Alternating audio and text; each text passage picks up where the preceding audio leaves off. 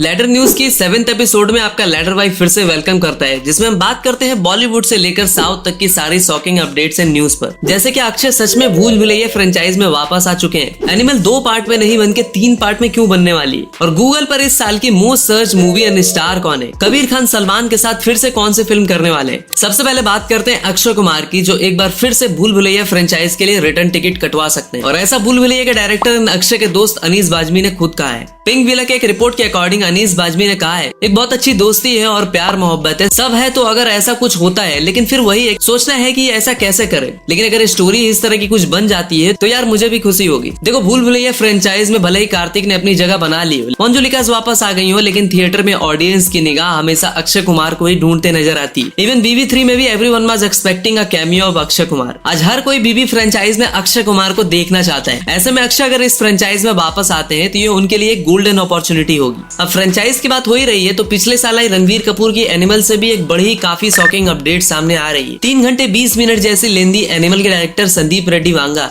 जो मेमने को भी बिग स्क्रीन पर शेर बना देते हैं और 900 करोड़ का कलेक्शन करके जाते हैं, अब जाकर अपने रणवीर कपूर भैया ने रिवील किया है कि संदीप रेड्डी वांगा एनिमल को 2 तक नहीं रोकने वाले, बल्कि इसका तीसरा पार्ट भी आएगा और वो इंसान के अंदर छुपे अलग अलग जानवर को स्क्रीन पर लाने वाले हैं। And he is planning for animal 3। कहीं ये आइडिया उनके दिमाग में पुष्पा फ्रेंचाइज को देखकर तो नहीं आया? इसके अलावा रणवीर ब्रह्मास्त्र 2 भी लेकर आ रहे, जिसमें इस बार आलिया को कुछ नया तकिया कलाम दिया जाएगा। And Ramayan is also loading. Now we will talk about Sultan, ये वाला नहीं, ये वाला सुल्तान, क्योंकि रॉकी भाई की मच अवेटेड फिल्म टॉक्सिक की रिलीज डेट फाइनली रिवील हो गई है। इससे पहले आपको पता ही होगा कि फिल्म काफी सारे पचड़े में फंस गई थी और कर्नाटका फॉरेस्ट डिपार्टमेंट वालों ने मेकर्स पर पेड़ काटने के लिए FIR भी दर्ज करवाई थी। लेकिन अब जाकर इवेंचुअली यस की टॉक्सिक की डेट लॉक कर दी गई है, जो की होगी क्रिसमस 2025। और KGF चैप्टर 1 भी 2018 में क्रिसमस ईव पर ही रिलीज हुई थी। और उसके बाद भी ऑल नो की क्या हुआ था। सिग्मा मेल्स की बात हो ही रही है तो एक रियल लाइफ सिग्मा मेल यानी अपने थलापति को लेकर अपडेट आई है कि थलापति की नई फिल्म में भले ही टीवी पर ना आए क्योंकि वो पॉलिटिक्स ज्वाइन करने वाले हैं, लेकिन टीवी पर उनकी टीवी चैनल जरूर आएगी। And he is planning to launch his own TV channel. देखो, media is always known as 4th pillar of democracy,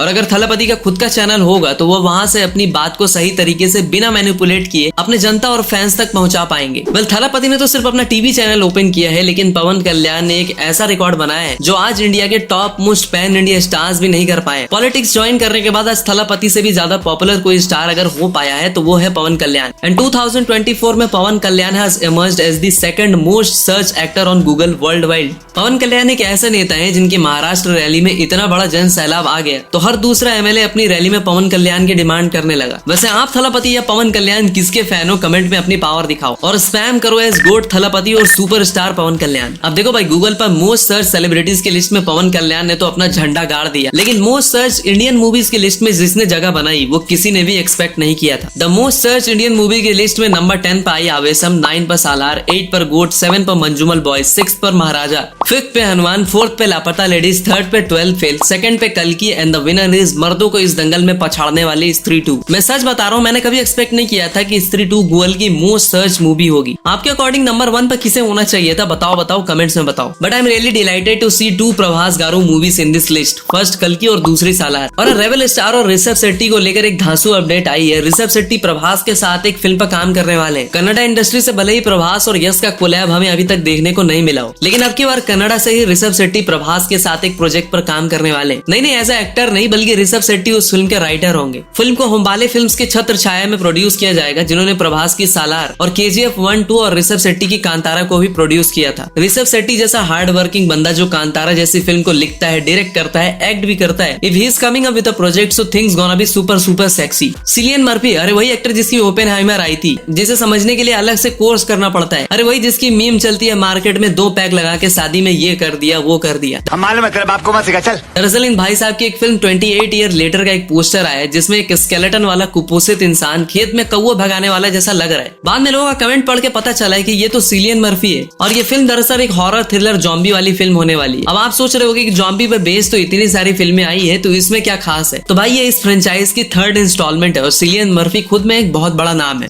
ये गड़बड़ है बाबा। हम बात करते हैं पुष्पा 2 को लेकर, जहां इस फिल्म ने रिकॉर्ड्स ऐसी तोड़ी है जैसे ये रिकॉर्ड्स नहीं ताश के पत्ते हो। सार्कनिक.com के अकॉर्डिंग फिल्म ने सिर्फ 5 दिनों में 950 करोड़ का कलेक्शन करके ऐसा करने वाली अब तक की फास्टेस्ट फिल्म बन चुकी है। और ये फिल्म जस्ट 1 इंच दूर है 1000 करोड़ का वर्ल्ड वाइड कलेक्शन करने से। अब इसी से प्रभावित होकर आईमैक्स वाले इंडिया में अपनी नंबर्स ऑफ स्क्रीन बढ़ाने जा रहे हैं। अब तक पिछले एक डिकेड में आईमैक्स की न्यू और प्रीमियम टेक्नोलॉजी वाली थिएटर सिर्फ 31 है। नियर फ्यूचर में यह नंबर 500 स्क्रीन तक जा सकता है। और इस साउथ ईस्ट एशिया के एक्सपेंशन प्लान को खुद आईमैक्स के सीईओ रिचर्ड गेलफंड ने बताया है। हम बात करते हैं नितेश तिवारी की रामायण की। तो भारत की धरोहर रामायण जिसे कई लोगों ने बनाने की कोशिश की, लेकिन कुछ ही लोग सक्सेसफुल हो पाए। अब की बार नितेश तिवारी की रामायण पर 835 करोड़ लगाए जा रहे हैं, जिसके कास्ट रणवीर, साई पल्लवी, यश और इसमें हनुमान जी का कैरेक्टर प्ले किया है सनी देओल ने। और इसी के बारे में बात करते हुए सनी देओल ने एक बहुत बड़ा क्लेम किया। उन्होंने कहा कि रामायण एक काफी लंबी प्रोजेक्ट होने वाली है, क्योंकि ये लोग इसे कुछ उस तरह से बनाने जा रहे हैं जैसे प्लैनेट ऑफ एप्स और अवतार को बनाया गया था। आपको काफी सारे ऐसे special effects and visual art देखने को मिलेंगे that will make you believe that it has genuinely happened.